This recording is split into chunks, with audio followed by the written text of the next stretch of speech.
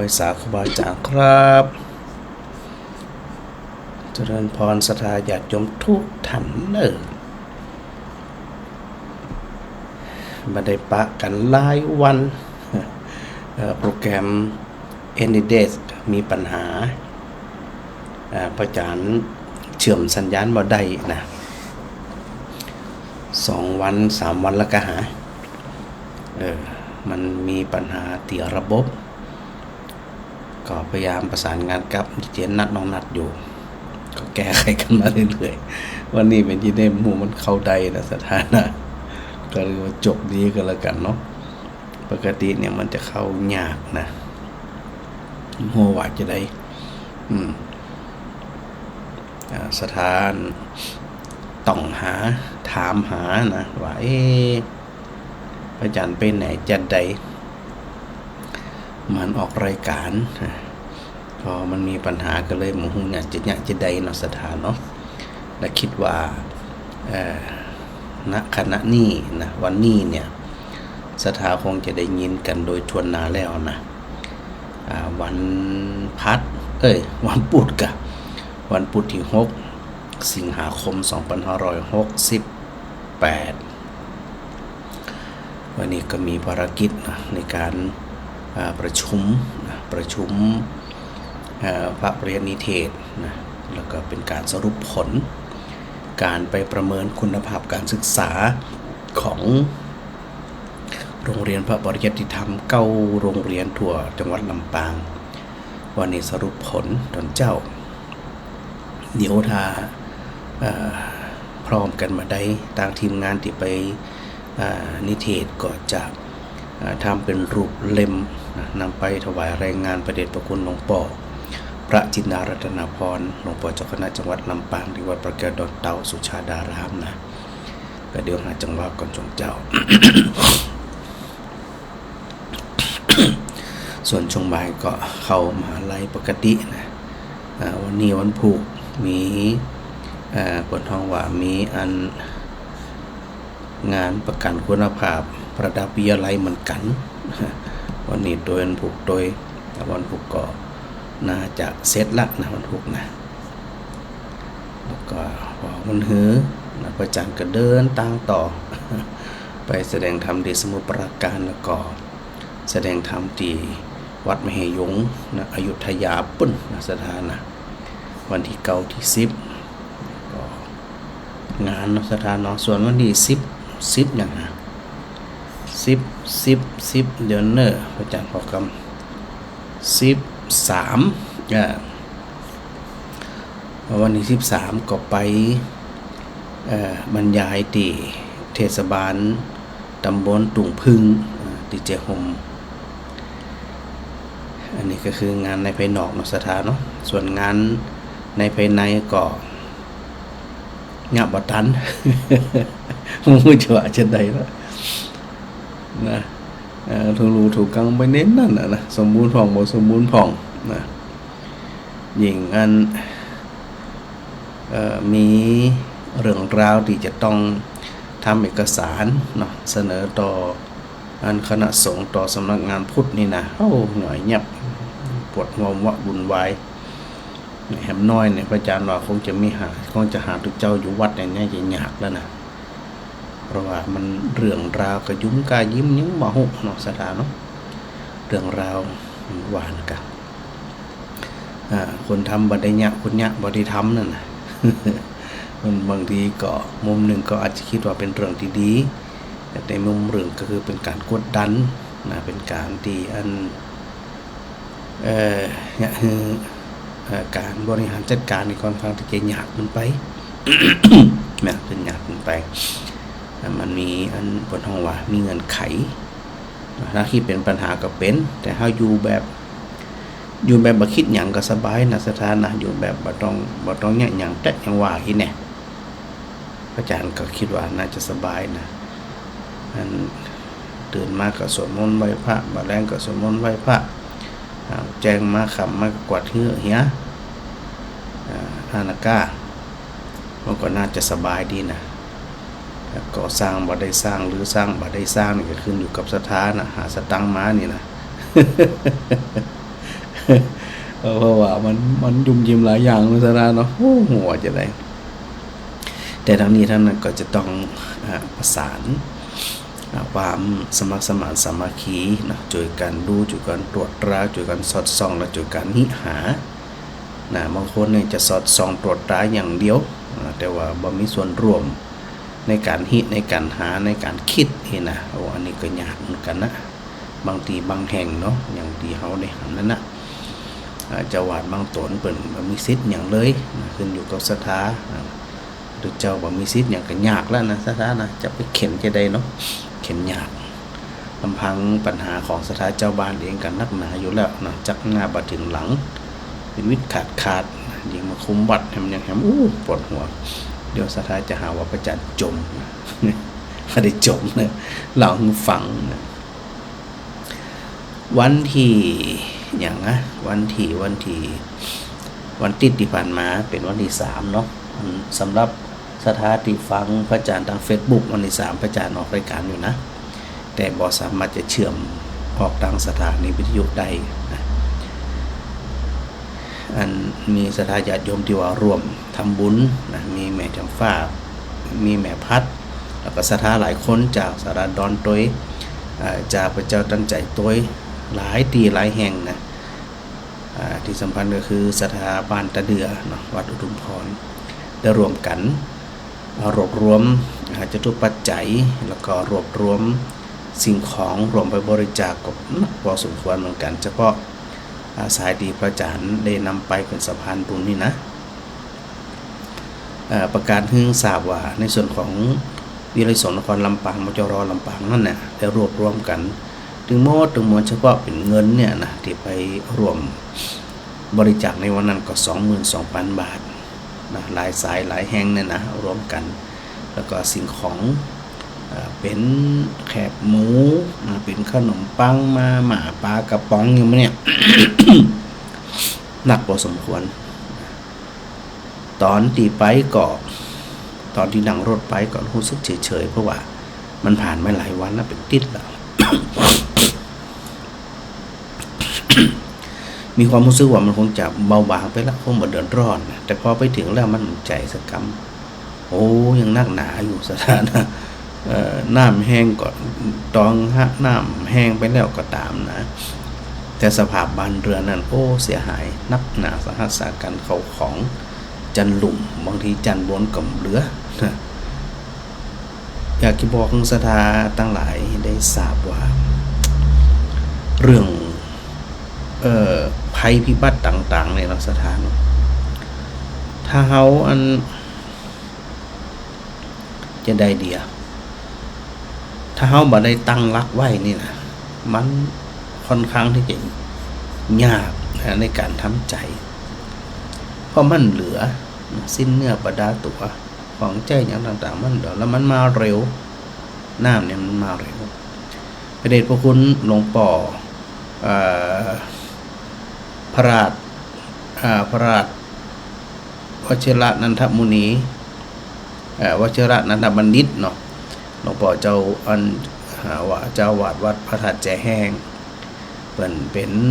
รองที่การบดีวิทยาเขตนครน่านเฉลิมพระเกียรติก็หลวงพ่อเป็นได้เป็นรองเจ้าคณะจังหวัดน่านโดยเนี่ยก็ถือว่าเป็นแถมท่านหนึ่งนะที่ได้มีกรุณาธรรมเนาะเป็นปนห้องว่าเป็นส่วนหนึ่งเป็นแกนกลางส่วนหนึ่งจริงๆคณะสงฆ์ของจังหวัดน่านนะโดยเฉพาะพระเดชพระคุณหลวงพ่อเจ้าคณะจังหวัดนี่ก็คือว่าเป็นหลักเด่นนะรองจังหวัดแล้วหลวงพ่อเองเพิ่นก็ได้ระดมเนาะระดมทุนระดมคนระดมอย่างสะปันเข้าไปช่วยเหลือภาพที่พระอาจารย์ไปหันไม่ว่าจะเป็นเวียงสาก็ตามไม่ว่าจะเป็นที่น่านก็ตามเนี่ยไปหันแล้วโอ้สถาคือรอยยิ้มจากผู้ประสบภัยนั่นนะหาได้ค่อนข้างที่จะยากเพราะว่ามันหายไปต่อหน้าต่อตามันพังพินาศไปต่อหน้าต่อตาของใจต่างๆนี่นะแล้วก็พระเดชพระคุณหลวงปู่มันได้เล่าฟังว่า ศรัทธายังอยู่ในภาวะตกสะเกิดอยู่ซึมเศร้าอยู่ซึ่งบ่ฮู้ว่าจะซึมเศร้าไปมากน้อยแค่ไหนก็มันบ่มีเนาะศรัทธาเนาะมันบ่เหลือซากอย่างไปหันความรู้สึกจะจ้าลงเหม่อลอยนะอยู่ด้วยความเหม่อลอยเฮามองในลักษณะที่ว่าเป็นภัยของมนุษย์เป็นภัยธรรมชาติของมนุษย์เนี่ย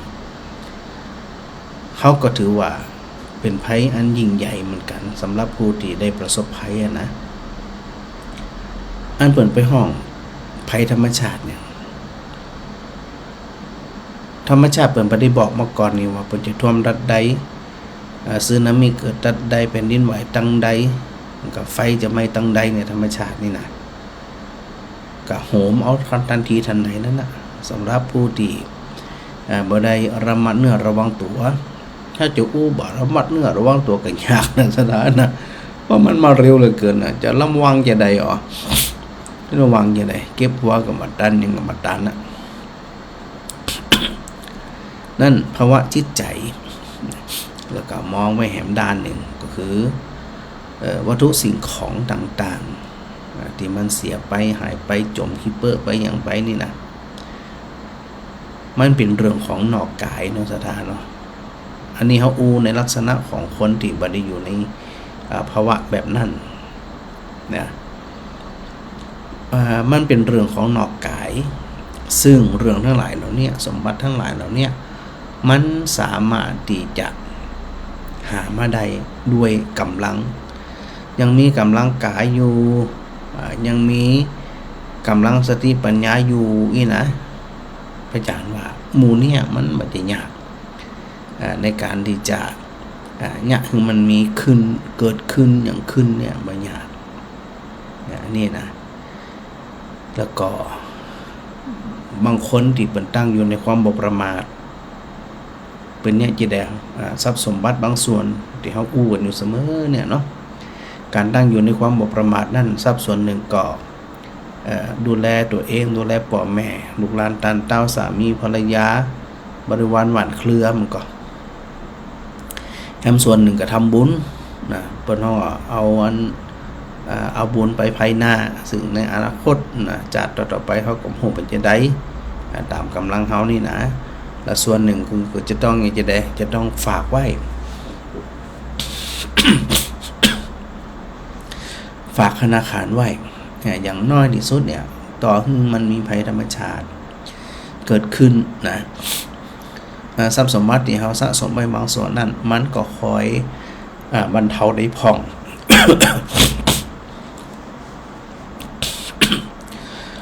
เพราะมันบรรเทาได้ผ่องเนี่ยพระอาจารย์ว่ามันจะช่วยบรรเทาได้เหมือนกันนะเนาะช่วยบรรเทาแทนที่มันจะสิ้นเนื้อประดาตัวแต่ว่ายังมีบางส่วนที่เก็บไปอยู่อีกเนี่ยสำหรับคนที่ตั้งอยู่ในความบ่ประมาทสถานะจะมีลักษณะแบบนี้แต่ลึกเข้าไปนั่นอายังก็ตามที่มันไปกระแทกใจนะมันติดตาตรึงใจว่าเรื่องราวเหล่านี้เนี่ยเมื่อวันเกิดขึ้นกับตัวเฮามันจึงก่อให้เกิดอาการซึมเศร้านี่สถาพอเกิดอาการซึมเศร้าตัวจิตเนี่ยมันเป็นเรื่องที่ยากเนาะสถาเนาะที่ยากที่จะเข้าไปแก้ไขทันทีทันใดก็มันเป็นเรื่องยากนะแล้วเนี่ยจะได้ดีทีนี้การฝึกฝนการเข้าใจความเป็นอนิจจังทุกขังอนัตตาที่พระองค์ได้ทรงตรัสไว้ในเรื่องของการเข้าใจธรรม ว่ามันกระจ่างแจ้งการเข้าใจธรรมแบบกระจ่างแจ้งก็คือเข้าใจธรรมชาติที่มันเกิดขึ้นว่าภัยธรรมจะใดเขาเป็นส่วนหนึ่งของธรรมชาติแล้วก็เป็น ส่วนหนึ่งติดน้อยเดียวอันนะมนุษย์เนี่ยต้องเก่งจะได้กระจ่างในสถานะเขาก็ย่อมประสบเคราะห์กรรมอย่างแผ่นดินไหวเนี่ย เทคโนโลยีคิดว่าเจริญก้าวหน้ามาแค่ไหนก็ตามแต่บ่เคยหูมาก่อนว่ามันจะไหวแต่มันจะไหวตัดหันตัดนี่เมื่อใดเวลาใดนักหรือเบาเนี่ยมนุษย์เนี่ยจึงอยู่ในลักษณะของความเย่อหยิ่งจองหองโดยทั่วไปนะถึงเพิ่นถึงตัวนั้นนะมนุษย์คิดว่าตัวเองประเสริฐเลิศศรีและสามารถเอาชนะธรรมชาติได้จริงจะได้น้ำท่วมก็เหมือนกันต่อคือมีพยากรณ์อากาศไว้ว่ามีพายุจะอันที่คาดไปถึงอย่างว่ามันจะนักหนานักหน่วงกับบางพื้นที่ ยิงอันพอคลิปนะเร็วๆนี่ที่อินเดียก็คือรัฐอุตราคารซึ่งอยู่ทางด้านตะวันออกเฉียงเหนือของอินเดียเนี่ยอันนั้นภูเขาถล่มเป็นน้ำป่าทับถมหมู่บ้านไปมัดไปหัวกี่พันคนบ้านนี่บ่ต้องอู้ถึงอ่ะที่พระอาจารย์อู้ว่ามนุษย์เนี่ยจะไปพึ่งยิงพยองนะเพราะธรรมชาติเขาจะบอกว่าธรรมชาติโหดกับได้เพราะธรรมชาติมันจะมีความรู้สึกบ่ชอบบ่ยั้งไผบ่รักบ่หลงไผธรรมชาติตรงนี้นะเพราะมีจิตมีมโนมีวิญญาณเมื่อใดก็ตามปีสภาพอากาศอันหยังต่างๆเนี่ยนะธาตุดินธาตุน้ำธาตุไฟธาตุลมเนี่ยมันมีเหตุปัจจัยก่อนเกิดการแปรปรวนเปลี่ยนแปลงไปนั่นมันก็จะไปแสดงอาการผลกระทบนั้นๆแล้วบ่เลือกด้วยนะบ่เลือกคนมีบ่เลือกคนจนบ่เลือกคนดีคนชั่วพอขวางตางเปิดละปัตตะโรเป็นเอาเปิดเล่นงานกระดาษนักเลยแต่ทั้งนี้ทั้งนั้นมาใจธรรมชาติโหดร้ายเนี่ยเพราะธรรมชาติมันอยู่ในลักษณะของการปรับตัวอันหยังกระจ่างที่มันเกินไปเนี่ยสภาพธรรมชาติบางส่วนอยู่บ่ได้มันก็ต้องมีการเปลี่ยนแปลงทุกสิ่งทุกอย่างหน้าที่ของเขาจะได้สถานฝึก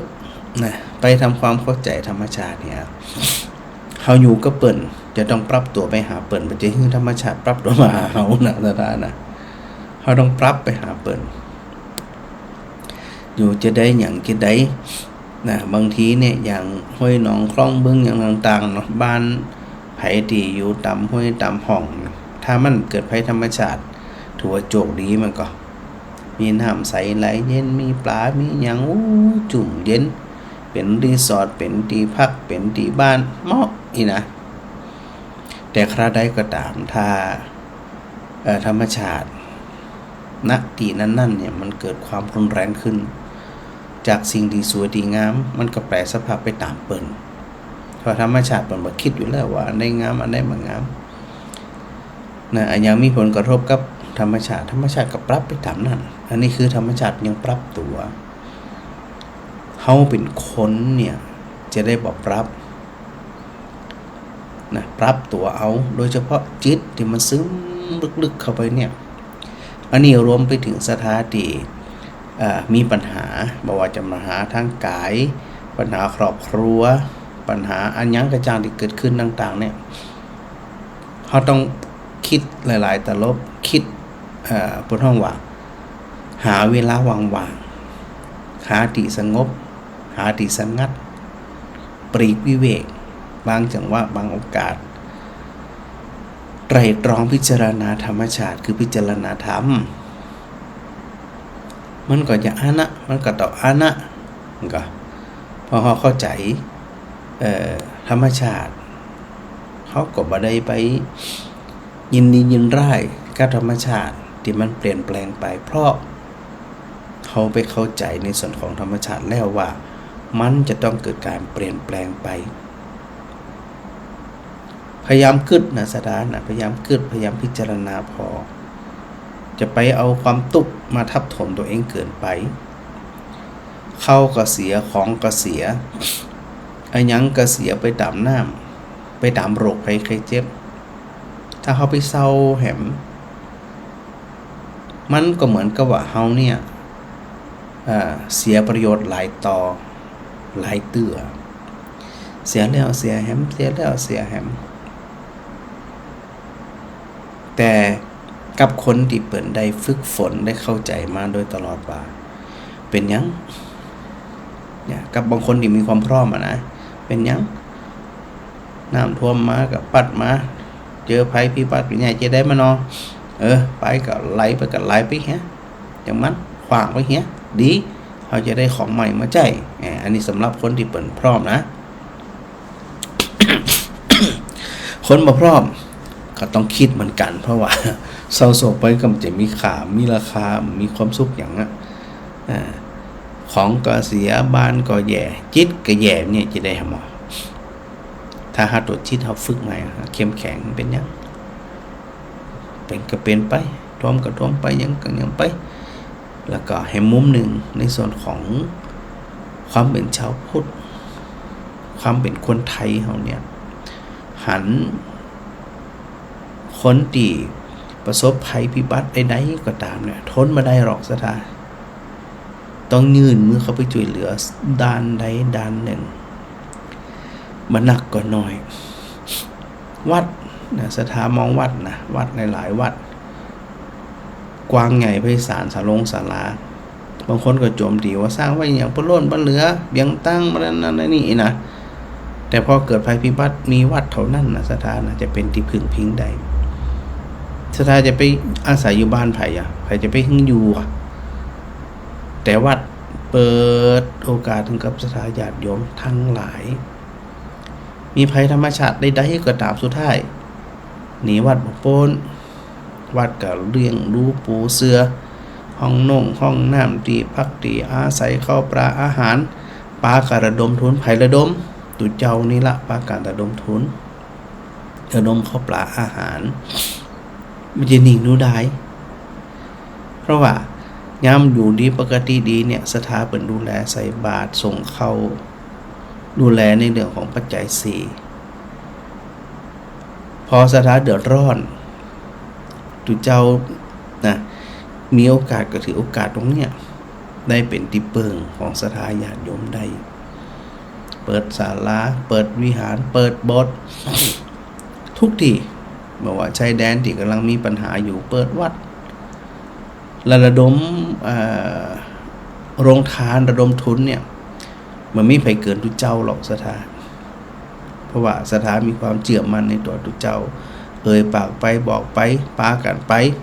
คือมีความมั่นใจว่าอันไปเอาไปด้วยกันเอาเนี่ยด้วยกันเหมือนที่ว่าปากันอันปากันช่วยเหลือเนาะที่พระอาจารย์บอกว่าเฮาต่างคนต่างมีกรุณาธรรม มีวัดเป็นที่พักพิง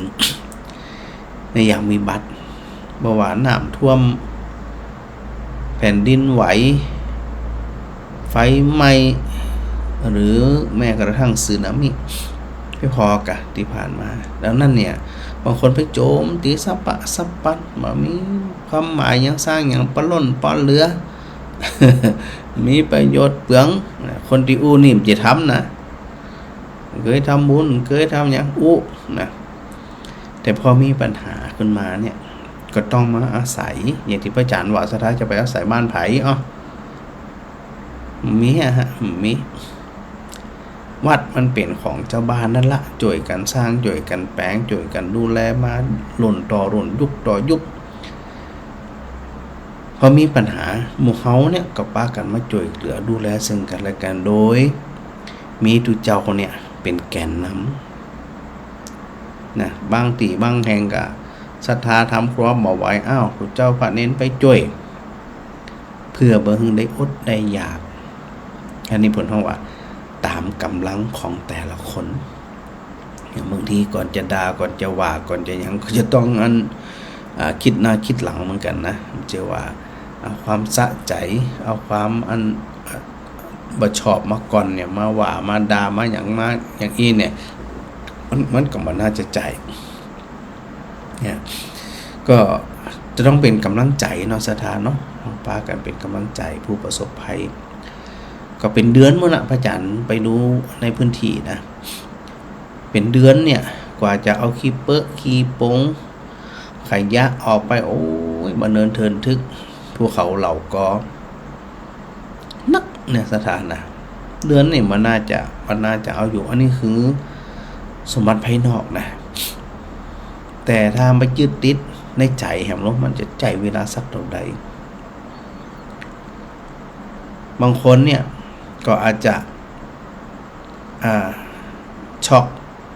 บ่เหมือนเศร้าบ่เหมือน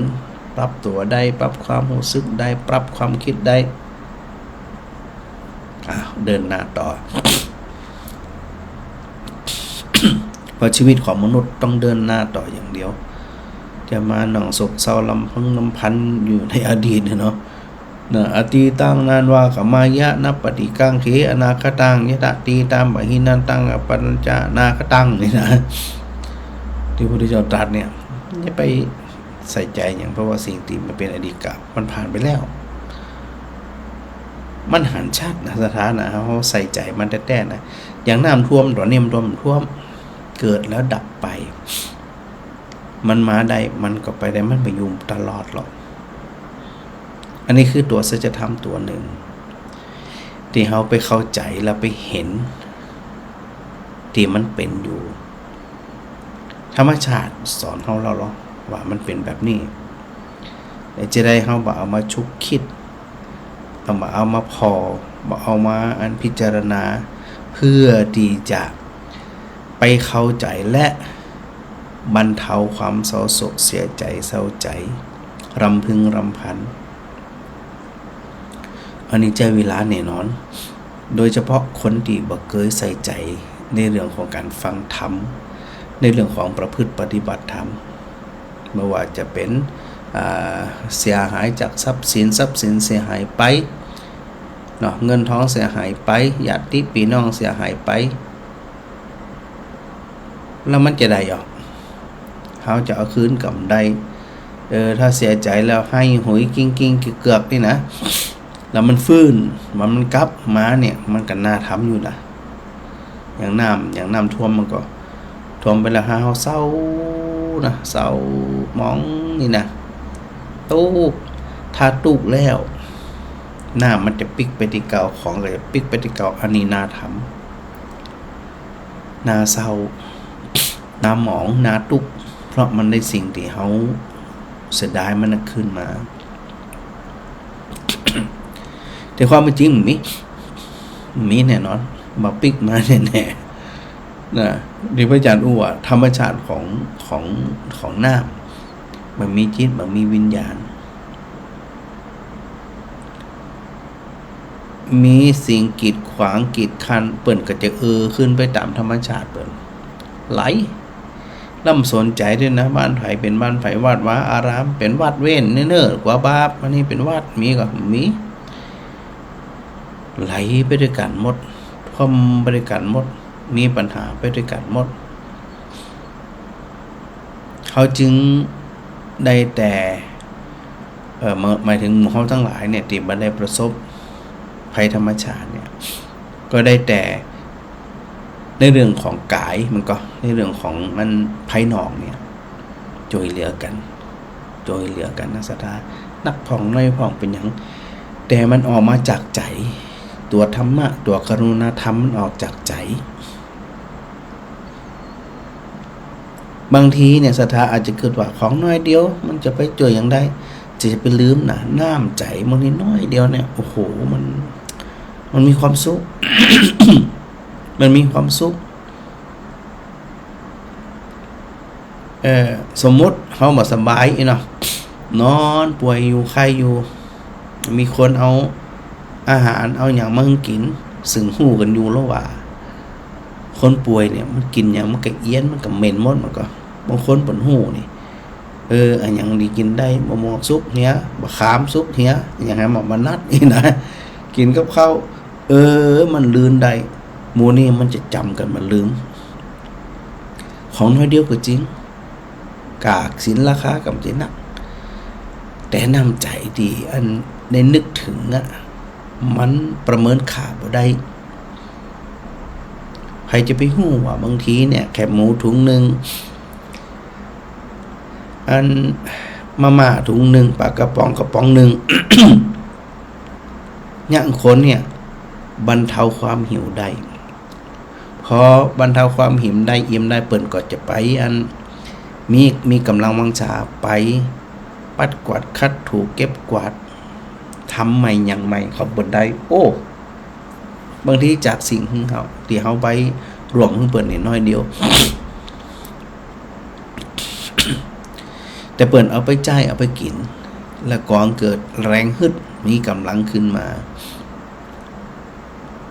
จากแคบหมูถุงเดียวก็ตามมาอันเดียวก็ตามขนมถุงเดียวก็ตามมันไปเพิ่มพลังเปิ่น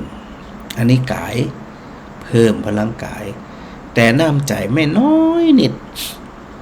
หมายถึงของเขาไปฮือเนี่ยจะนักจะน้อยก็ตาม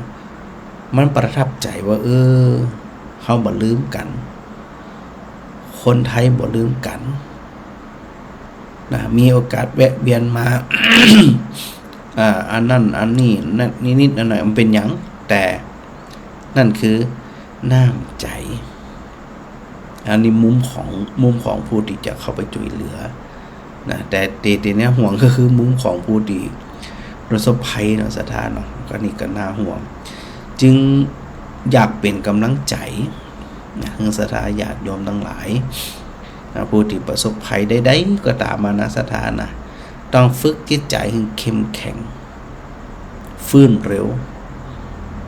เหมือนกับคนป่วยเหมือนกันหรอคนป่วยบางคนฟื้นเร็วเผลอๆนี่อาจบ่ได้นอนยุบก็ได้หูทึกตัวเองบ่สบายกินยาเหียพักผ่อนเหียบางคนตอนเดียวหายละแสดงว่าเป็นมีแรงขึ้นมีกำลังกายนัก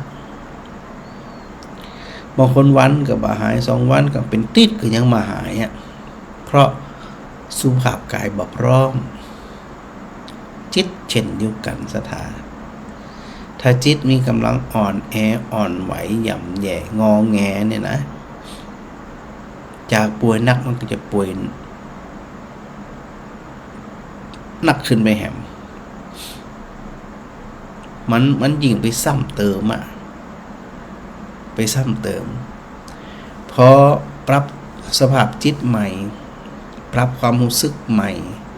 ปรับความเข้าใจใหม่ในสิ่งที่มันเป็นอยู่เน้นย้ำตรงที่ว่าเป็นเรื่องของธรรมชาติไม่ใช่ว่าจะเกิดเฉพาะตอนนี้ก่อนเขาเกิดมาเนาะร้อยจัดปั้นจัดอย่างต่างๆเนี่ยมันมีมาแล้วมันจะพึ่งนี้มีหมื่นปี แสนปีล้านปี มันมีเรื่องภัยธรรมชาติในบนโลกมนุษย์นี่ สิ้นยุคของเขาไปหมดอายุไขของเขาไป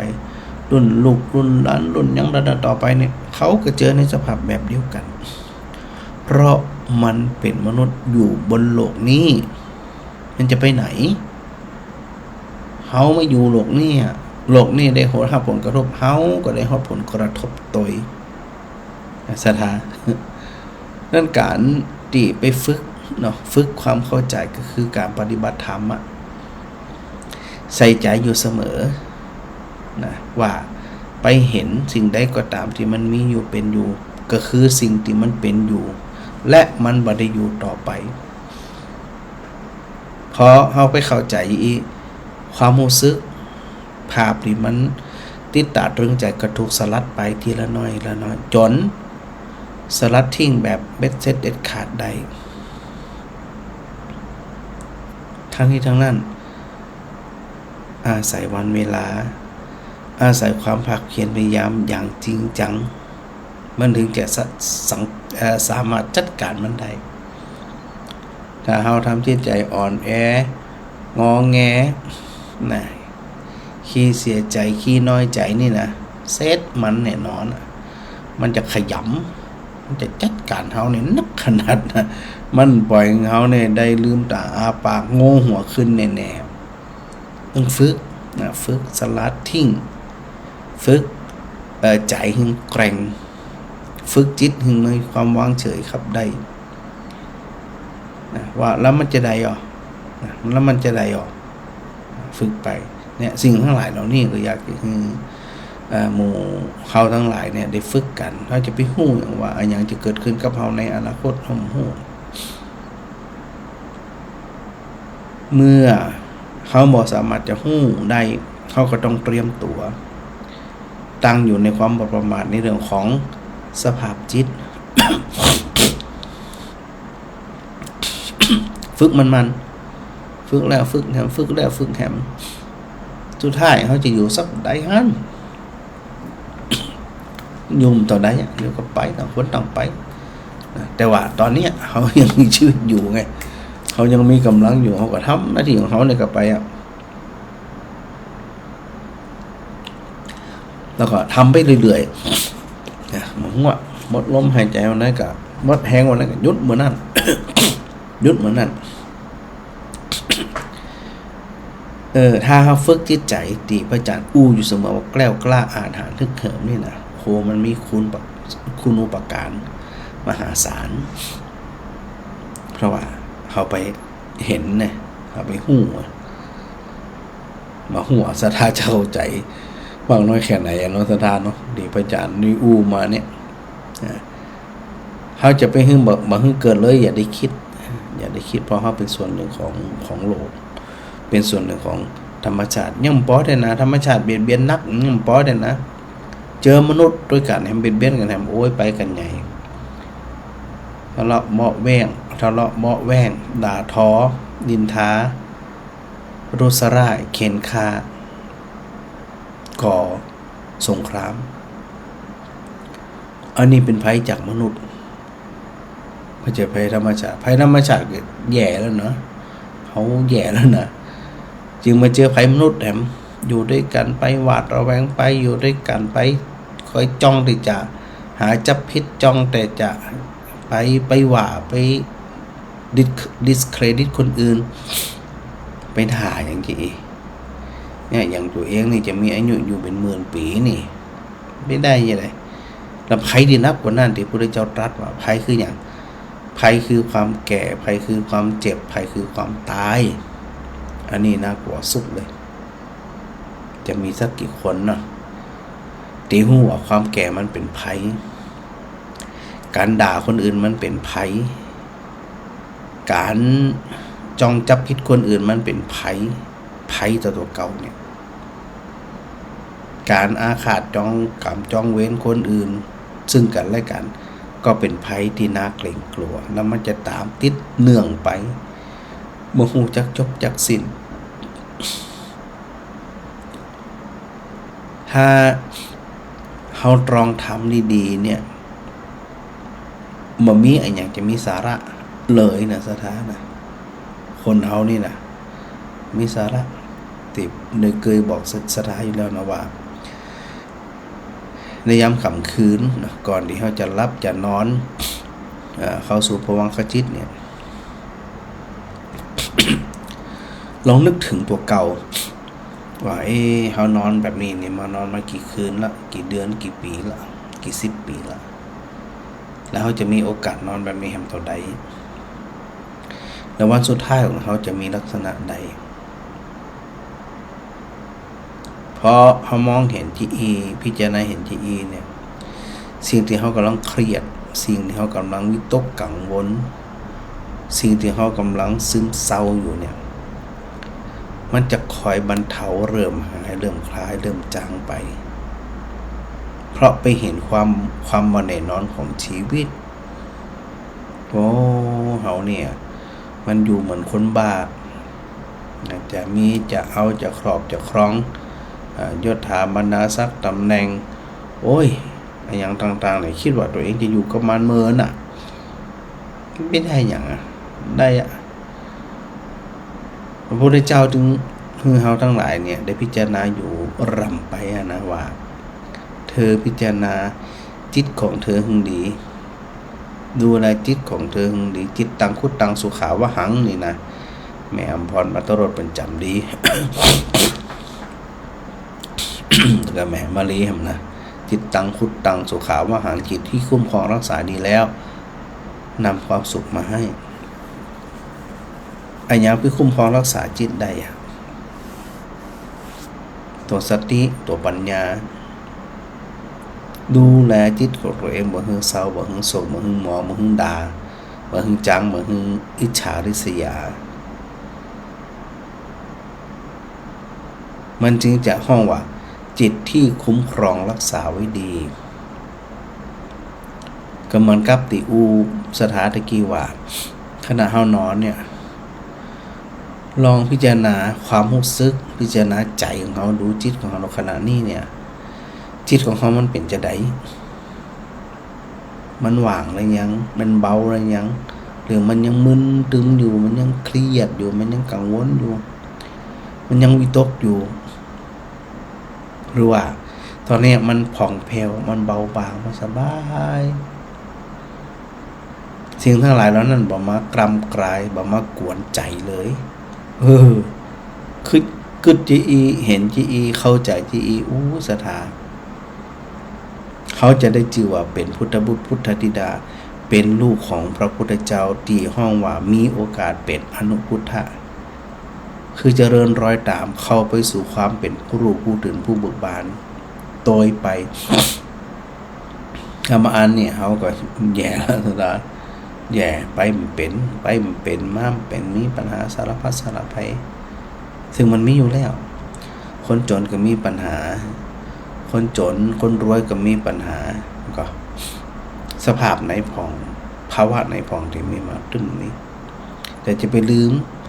ภัยที่เกิดจากมนุษย์บางเรื่องเนี่ยมันเกิดจากจิตตัวเก่าที่ได้วนก่อนถึงในเรื่องของจิตตนิยามกฎแห่งความคิดกฎแห่งการปรุงแต่งถ้าได้ก็คิดว่าจากนี้ไปเนี่ยเขาจะอยู่สักเท่าได้สละทิ้งเลยขวางเลยว่าของหมอเนี่ยอย่ามายุ่งกับข้า นะข้าเนี่ยใส่ใจความรู้สึกแล้วตอนเนี้ยมันบ่หวาดผวามันบ่กังวลสักอย่างละมันของมันถึงเลยเป็นยังกับเป็นดียังกับดีบุญยังกับเป็นบุญเราจะได้หรอบุญส่งผลกับดีบาปส่งผลบ่ดีก็จริงแต่ว่ามันเป็นเรื่องดีคือสติกับเฮาใดสถานต้องกึดมันนะสถานนะเพื่อที่จะให้เฮาไปเข้าใจถ้าบางอันถ้าเฮาบ่เข้าใจเฮาก็บ่ต่างอย่างกับคนบาปที่พระพุทธเจ้าตรัสว่าจิตวิปลาสทิฏฐิวิปลาสทิฏฐิวิปลาสจิตวิปลาส จะได้ถึงประหลาดวิปลาสเพราะอย่างเพราะมันเห็นพิษไปจากของจริงของเดิมถ้าเข้าใจก็ว่ามันวิปลาสอย่างพองว่าพอมันวิปลาสต่างๆเนี่ยแล้วตัวเฮาเองเนี่ยจัดการมันได้ก่อนในสิ่งที่มันวิปลาสอยู่ถ้ามันเกิดวิปลาสแบบนี้บ่ได้เนี่ยเฮาเนี่ยแย่ละถ้าเป็นวิปลาส3นี่เป็นว่าสัญญาวิปลาสจิตตวิปลาสทิฏฐิวิปลาสเวลาห้องว่าจะได้วิปริต วิปลาสวิปริตคืออย่างคือมันเห็นที่มันบ่เป็นน่ะไปเห็นส่วนต่างกับที่มันเป็นนะเช่นสัญญาวิปลาสความมีสัญญาคืออย่างสัญญาก็คือความจำได้หมายรู้วิปลาสวิปริต คือผิดเพี้ยนไปจากอย่างอื่นนี่เป็นอธิบายไว้อีว่าอันสัญญาผิดเพี้ยนสัญญาวิปลาสเนี่ยเกิดขึ้นจากการใจสัญญาหรือการสมมุติความหมายซึ่งแก่สิ่งต่างๆว่าเป็นอันนั้นเป็นอันนี้ อย่าไปลืมนะมันมีสมมุติสัจจะกับปรมัตถสัจจะเพราะมีความมีสัญญาเนาะมีสัญญามีการจำได้หมายรูปเนี่ยนะว่าสิ่งต่างๆที่เป็นโน่นเป็นนี่อย่างดีบระมัดระวังจนจิตเนี่ยเขาไปยึดมันถือมันสัญญาเรานั้นมาว่ามันเป็นจริงว่ามันเป็นจริงอันนี้ไปยกตัวอย่างว่าคนที่มีคนที่มีคนมีน้ำมีขวดน้ำนะขวดน้ำเปล่าวางไว้แล้วบอกว่ายกคือเป็นของเขาต่อมามีคนมายิบไปดื่มเขาก็หูความรู้สึกว่าบ่พอใจเพราะอย่างจะได้ขออนุญาตเขาก่อนเขาไปยึดอย่างยึดว่ามันเป็นของเขาทั้งที่เขาได้มาตะกี้เนี่ยก่อนหน้านี้มันจะเป็นของเขาเปิดหึงมาไอตัวสัญญาตัวไปยึดตัวเนี้ยมันจึงคิดว่าอันเนี้ยมันเป็นของเขาเปิดห้องว่าเป็นสัญญาวิปลาสมันเหมือนกับไปถูกเปิดห้องว่าถูกอวิชชาเนี่ยเขาครอบงำเลยมาหันความเป็นจริงที่เกิดขึ้นก็หรือ มีสัญญามีความจำได้นี่ว่างูเนี่ยมันจะยาวๆมันก็แต่พอมันมืดสลัวเดินไปอันยังก็ตามที่มันยาวๆต่อขึ้นเป็นเจือกเป็นใบกล้วยก้านกล้วยเป็นยังกระจ่างจะเข้าใจว่าเป็นงูเพราะมันมีลักษณะยาวฝังใจเป็นที่ตั้งแต่อดีตมาจนถึงปัจจุบันในตัวสัญญาวิปลาสเช่นการจองเวรการอาฆาตการบ่พอใจกันจังกันอันนี้เป็นสัญญาวิปลาสหมดเลยคือวิปริตคนปกติที่ไหนคนวิปริตมันจะคนปกติหรอคนวิปริตคนวิปลาสเขาปุถุชนมีโอกาสเป็นสัญญาวิปลาสเหมือนกันนะไปคิดว่า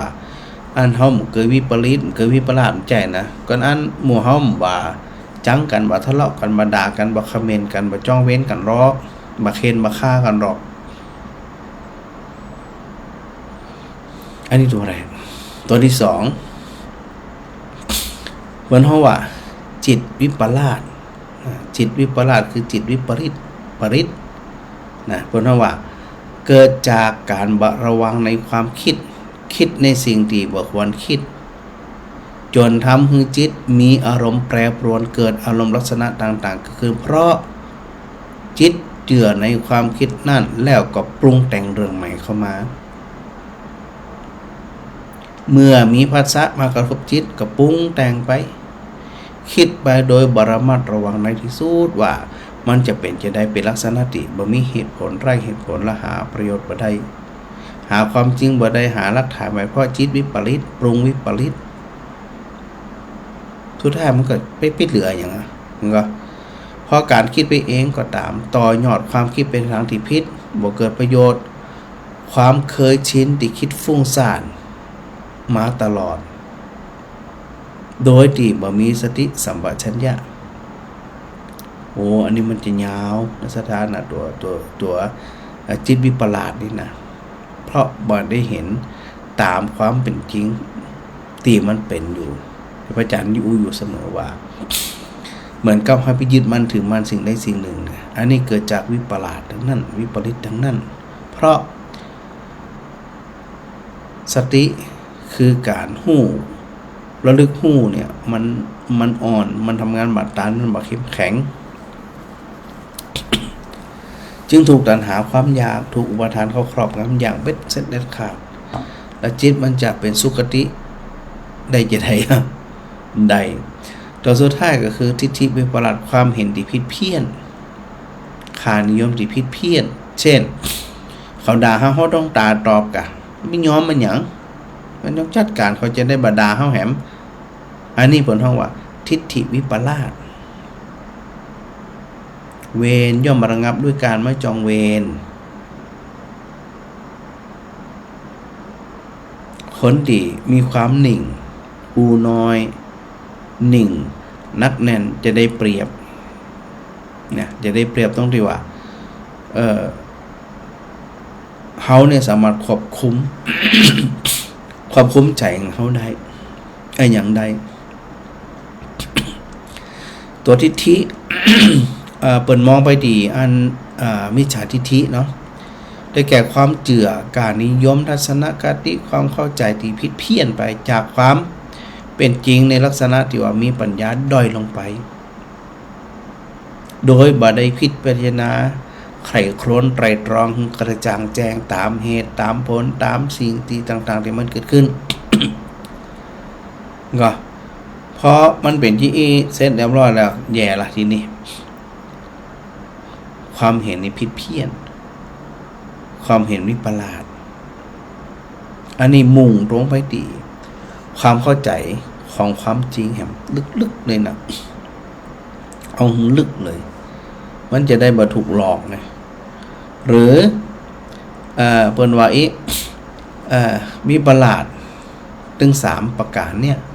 สัญญาวิปลาสจิตวิปลาสแล้วก็ทิฏฐิวิปลาสนี่นะถ้าแบ่งเป็นประเภทมี4ประเภท1นิจจวิปลาส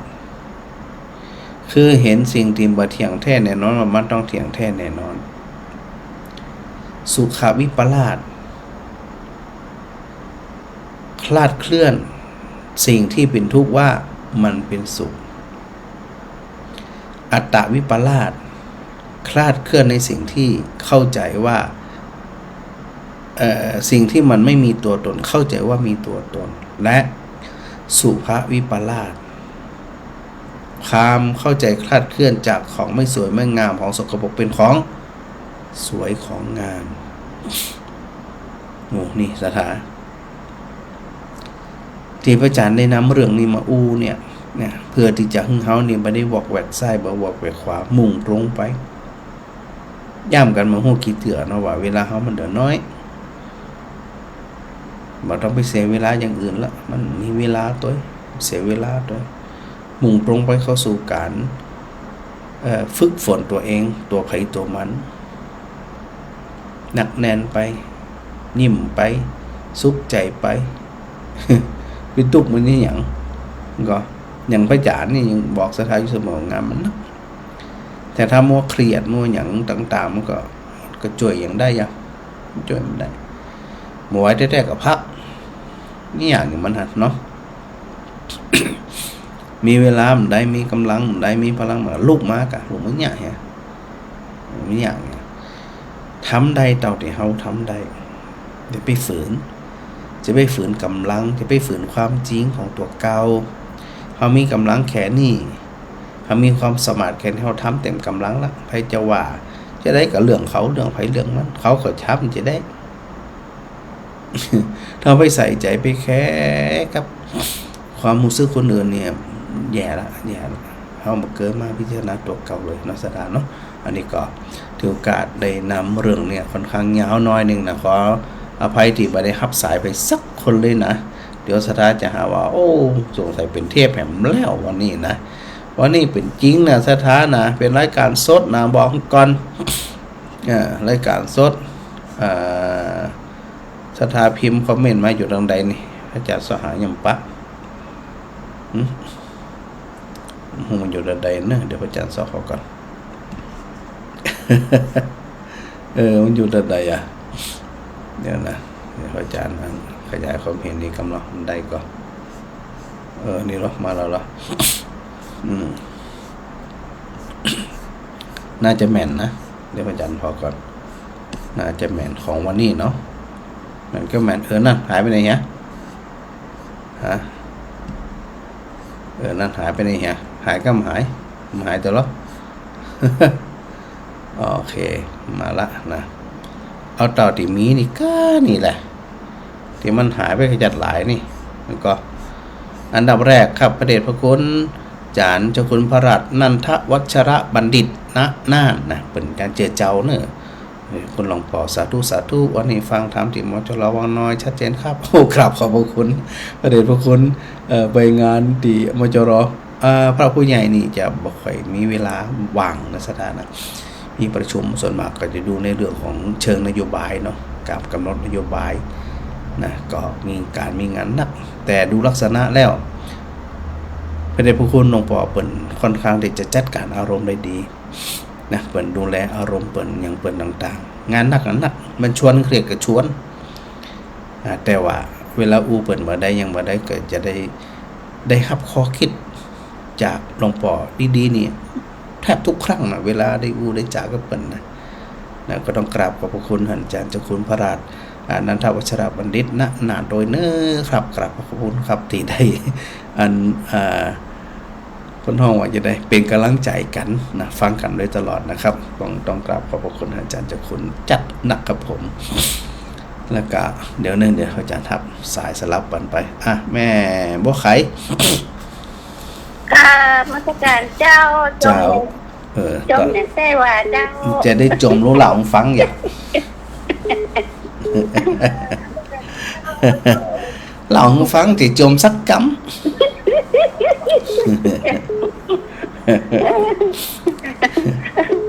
จะดีใส่หัวลำแน่นะแกเนี่ยดีละเครียดเนาะวันนี้ฟังชัดเจนนี่นะเจ้าชัดเจนดีเจ้าดีละนี่ก็พอหูด้วยจ้ะพอหูเด้อโทมอย่างนั้นดอกบัวอยู่ข้างนี่ตัวลุงเปิ่นนั้นปลูกไว้งามเด้เจ้าเปิ่นปลูกข้างนี้แล้วพออาจารย์ไปปรับก็ฉากหลังเดี๋ยวลงเปิ่นเนี่ยไว้ล้มขึ้นจากล้มอีกน้อยนึงเราฟังมาได้มันได้ยินจัดเหมือนมาได้ยินจมจัดเหมือนดิเจ้าสาธุเด้อเจ้าเข้าใจดีเจ้าสาธุเจ้าฮะแม่มาลีแบบนมัสการเจ้าท่านพระครูเจ้าเสียงสะท้อนเจ้าวันนี้บาสะท้อนละเสียงสดใสดีขนาดวันนี้นะเสียงแม่มาลีสดใสดีขนาดสาธุสวยเก่าก็ยังมันยังเพราะท่านพระครูฝากแม่ท่าว่ามันตึงมีหันน้อยเนาะเพราะว่าโยมแม่บอกแม่สุธากัดโยมมันเป็นห่วงเราว่าขอเวลาปั๊บน้อยเนาะเพราะมันนั่นนี่เนาะเข้าใจกันหมดอ่ะเจ้าเข้าใจกันหมดอ่ะโมนี่นะได้แต่ที่กำลังใจกันอย่างเดียวเจ้าท่านโยมแม่กับใครมันมาเขาก็ทิ้งอยู่แล้วเจ้าเข้าใจดีพระนั้นท่านพระครูอธิบายแล้วก็คำสั่งสอนของครูตะองค์เนาะโยมแม่เข้าใจอยู่ธรรมชาตินี่นะ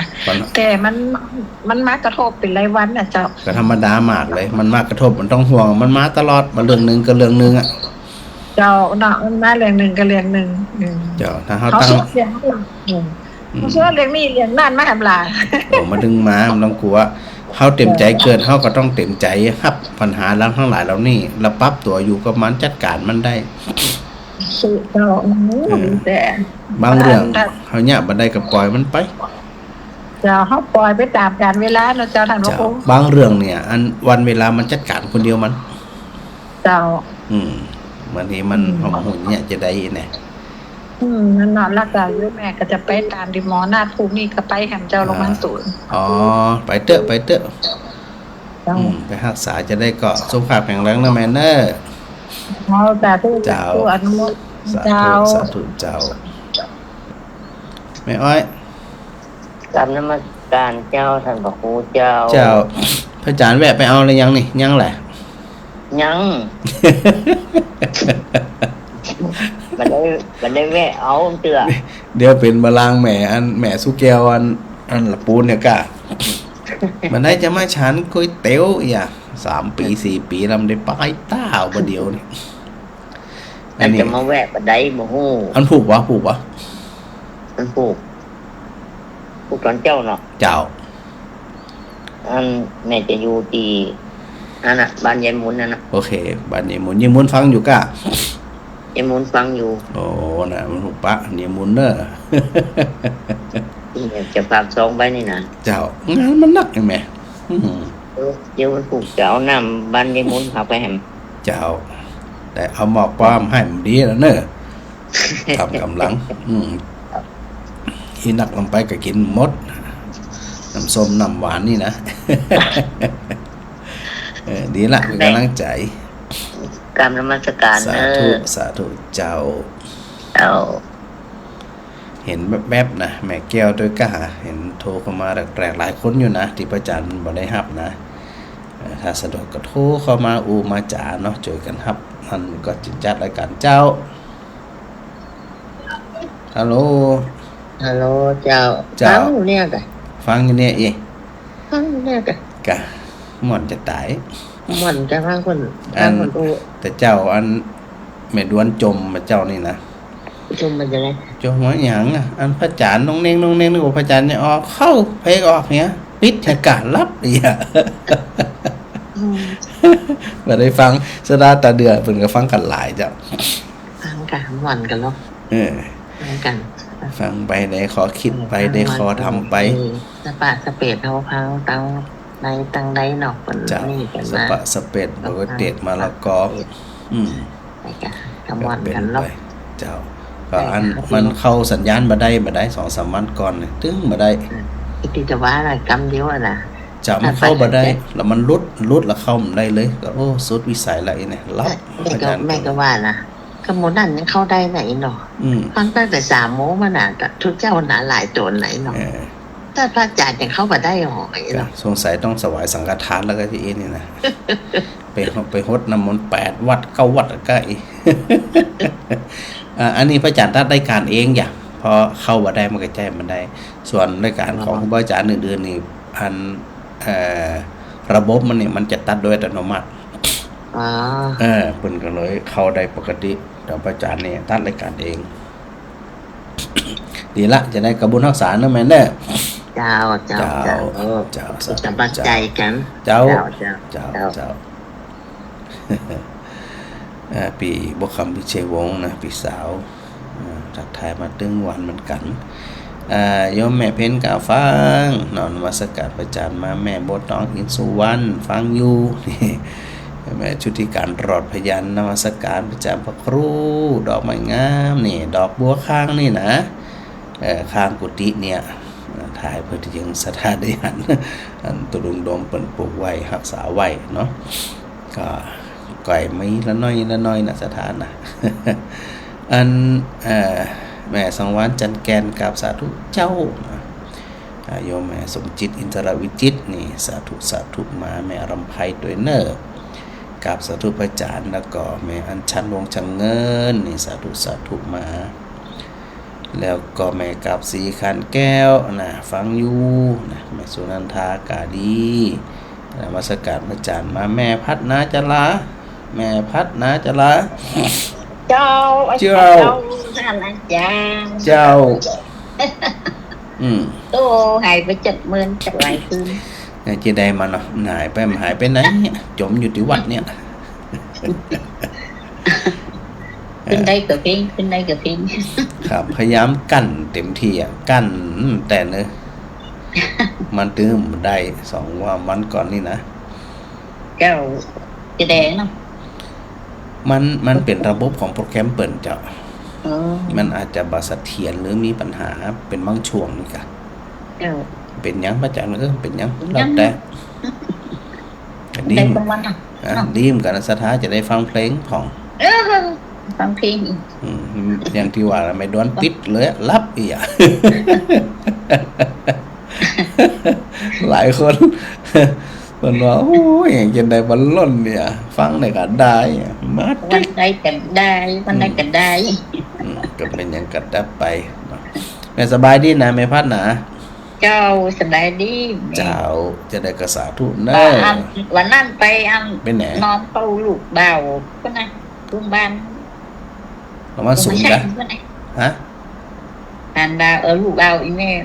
โรงพยาบาลไหน โรงพยาบาลตุ่มแจ้ง ตรงหัวจ้าง เจ้า อ๋อตรงหัวจ้างละปูนอ่ะ เจ้าโอ้จะ4 คืนกันนะ ดีขึ้นแล้วอ่ะ ดีขึ้นแล้ว โอเคโอเค เอามาบ้านไม่เห็นเอามาเนี่ยยังเอามาเนี่ยวัน นี่ละบุญกรรมบุญจูนะแม่เนอะ เจ้า เจ้าสาธุเจ้า เจ้า สาธุเจ้า สาธุ แม่พิสมัยสีเทพธรรมโรงแม่อนุโมทนาสาธุโดยนะชักลางงามเย็นตาเย็นใจ แม่พิมมาลากับสาธุนะแม่บัวทองทาแก้วเนี่ยสาธุพระจานมายมพรหาพิจาตเหมือนนี่นะ ประเดี๋ยวทักทายพระจานมาเมือนนั้นกับสาธุพระจานเจ้านะสถานิคมเขต14บ้านเวียงทองแม่มาลีนี่ทักทายพระจานมาสาธุโดยพ่อยงยุทธมณีวันนะสาธุเนอร์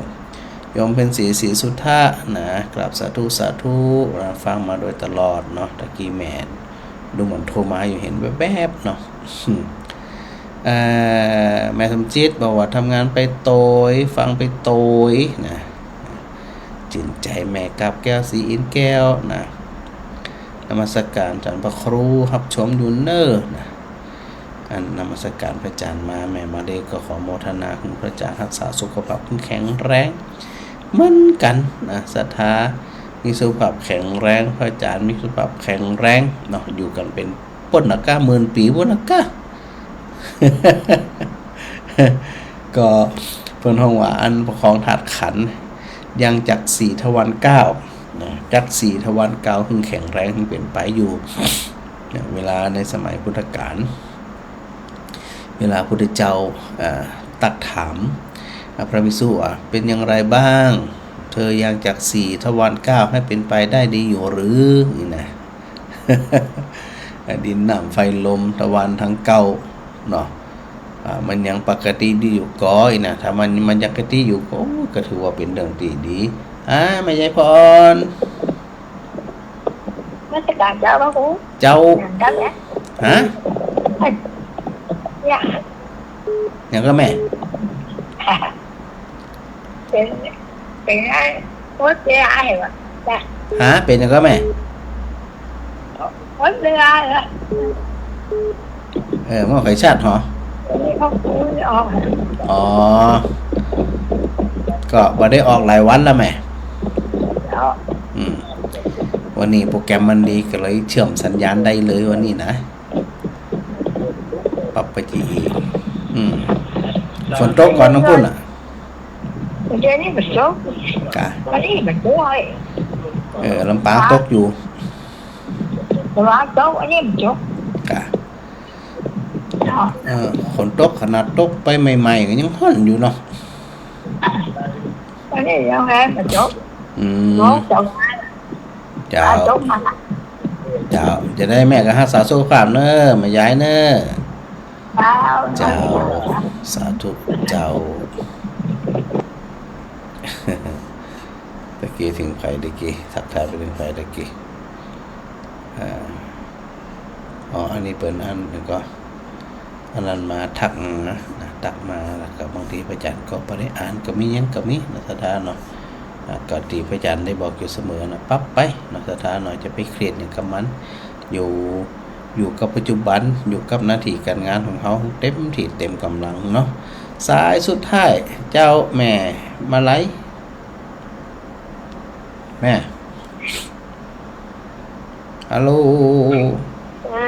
พระเจ้าพระอาจารย์เจ้า เจ้าสาธุเจ้า โอ้ของครูพระอาจารย์เจ้าหน่อมดังคู่กันหลายวันเนาะอาจารย์เนาะ ฟังเพลงม่วนดิ จะโอ้แกงกระมวลยังกระมวลได้อาจารย์พระอาจารย์ ดีละเป็นบุญรักษาบุญกรรมบุญจู โอ้อาจารย์สบายดีนะเจ้าเนาะ สบายดีเจ้า โอ้สบายดีไงก็ดีใจตัว เหมือนกันนะสบายดีทุกคนทุกตัวเนอะ อาจารย์ศูนย์กุ๊กเจ้า เจ้า สบายใจดีพระอาจารย์ ดีละทักทายกันนะแม่เนอะทักทายกันเนาะสาธุเจ้า สาธุเจ้าพระอาจารย์เจ้าสาธุเจ้าสาธุเจ้า ฮัลโหล ฮัลโหลเจ้า ไผ่ ก็เดี๋ยวว่าวันขอโทษ แม่นนะแต่ แม่นจะได้แม่นแต่เลยกะ ว่าหยัง ฮะ เทพก็ว่าหยัง โอ้ไปเทียบจะได้นี่คนแต่เลยกะ อันนี้ได้พระครูแต่อีกเนาะ โอ้มันเจ็บพระครูปลอมเนอะ ผ่านดอกบัว2 ดอกก็ว่าอย่าลองเต็กพอกับเราอีก อันนี้แม่ก็ มันน้องเจ้า แม่น้องบ้านไหนก็แม่ฮะ เรียกหนองล่อ โอเคยังหนองร้องแม่ฟังจากไหน ฟังจาก YouTube โอ้ธรรมดาดูนี่ตะละเก่งตะ จะเปิดไปอันนะท่านพระครูเว้ย เห็นดอกบัว2 ดอกในแม่นมันอี เจ้า เนี่ย ผ่านดอกบัว2 ดอกได้แม่นนะเมินนะมันได้โถอีเนาะ ในการส่วนมากกับอัน104เนาะวัดฝ่ายหินเป็นเชื่อมสัญญาณก็ได้เชื่อมสัญได้อันทักทายสถานในเครือของวัดฝ่ายหินผ่องอีเนี่ย เจ้า เขาดีละแม่ท่านสมัยดูพระอาจารย์จาก Facebook นี่นะ เจ้า หันตัวหันตินเนี่ยของแต้เห็นไหมเนาะ หันตัวหันตีนแล้วหันสองดอกบัว2 ดอกก็บัลล่างอย่าอันเก่าได้หาอีเนาะ กำลังบอกคือว่าอัน Facebook เก่าๆเนี่ย2 ปี 3 ปีที่แล้วเนี่ยมันหายหมดเจ้าระบบ Facebook มันลบขวางหมดเลย แม่น่าเจ้า ยังเสียดายอยู่เหมือนกันนะแต่เป็นยังอูใหม่ก็ได้เตดใหม่ก็ได้นะแม่เนาะ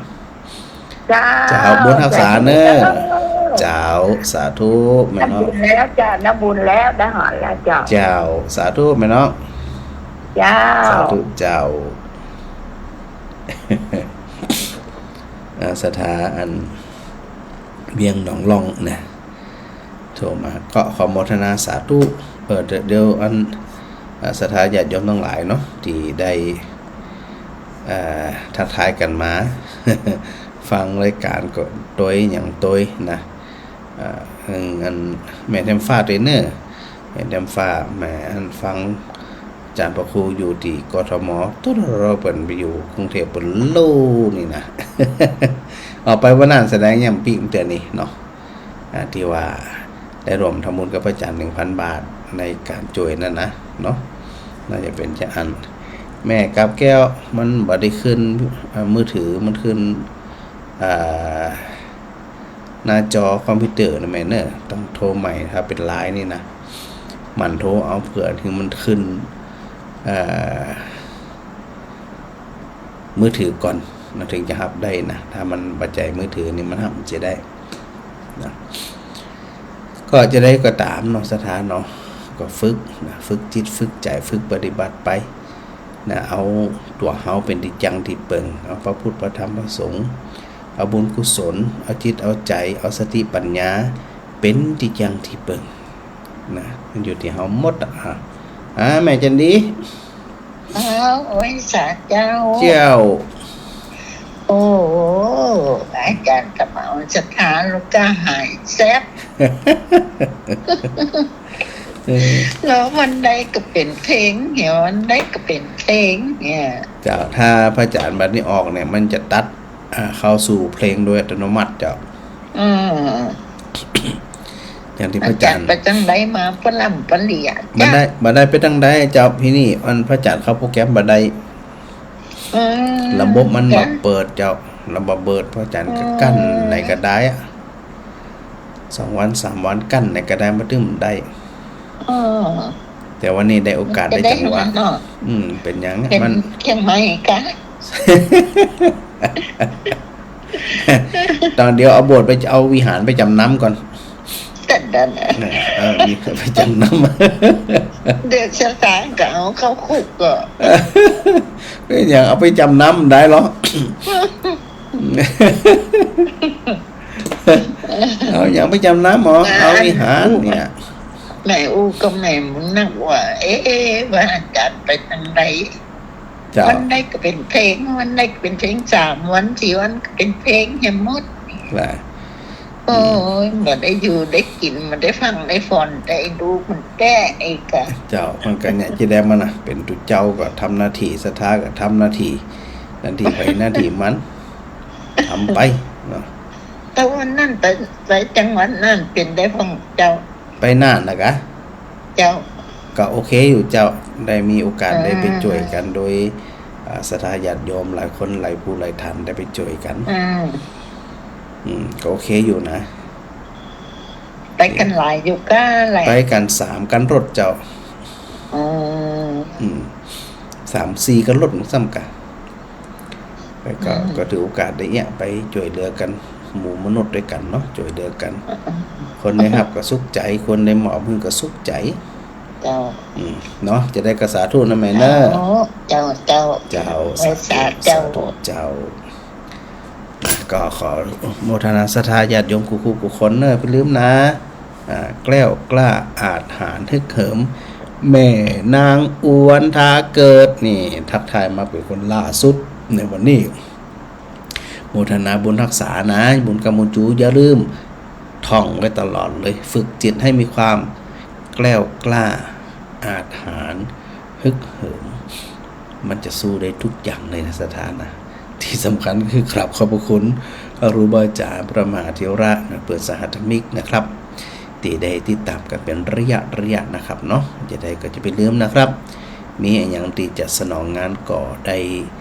บอกได้เลยนะครับยินดีอย่างยิ่งนะครับที่จะอัน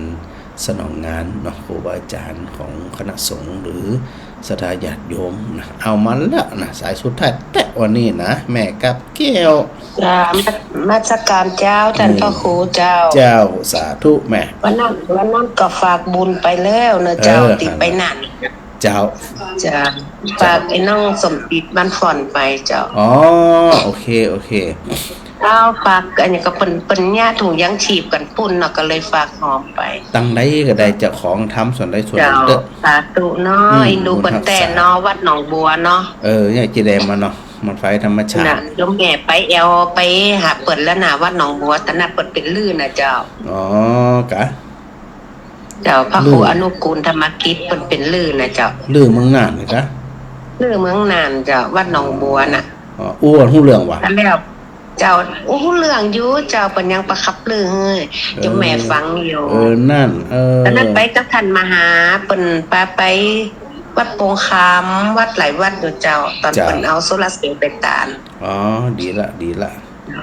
เจ้าบอกแม่มาลีเนอะสู้ๆเนอะเจ้าเดี๋ยวนี้ได้กำลังพระสงฆ์คุ้มครองเนยแม่เป็นกำลังใจตอนนั้นโทรไปเปิ่นทำใจอยู่ตอนไปหาหมอนะเจ้าตอนนี้คงได้กำลังใจหลายซ่าแล้วล่ะโอ้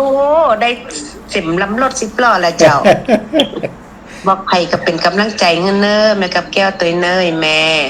นะได้ยินละอันอยู่บ้านก็หันพระอาจารย์เนาะเหมือนก็อยู่วัดเลยเนาะเจ้าแม่นเลยอยู่ไหนก็หันหมดเจ้าฟังในเฟซบุ๊กหันพระอาจารย์สนทนาธรรมเหมือนกับวันนี้หนังอยู่วัดได้ฟังธรรมะตัวเจ้าสมัยใหม่เนาะเจ้าคนเฒ่าจังหมดนี่จังแต่นะเดี๋ยวนี้คนเฒ่านี่จะธรรมดานะปัทโรยเหมือน FC พระอาจารย์นี่เก่งหมดนะเจ้าอาจารย์ไปไหนหันหมดเดี๋ยวนี้นะหูหมดเดี๋ยวนี้นะต้องหลักไปจังไดนาน FC หันหมดแล้วนะหันหมดอ่ะพระอาจารย์อยู่เพ่หูหมดนะเนาะ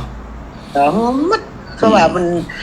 เก่งให้เก่งคาดเนาะโซโลกโซเชียลนะเจ้ายอมรับเปิ้น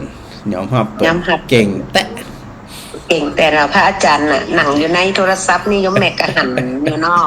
เจ้าบุญรักษาเด้อเจ้าท่านอาจารย์สาธุแม่ฟังอยู่เด้อบัดรับเตี้ยเจ้าสาธุเจ้าเอาละสาธุไปแต้นะตอนนี้นะ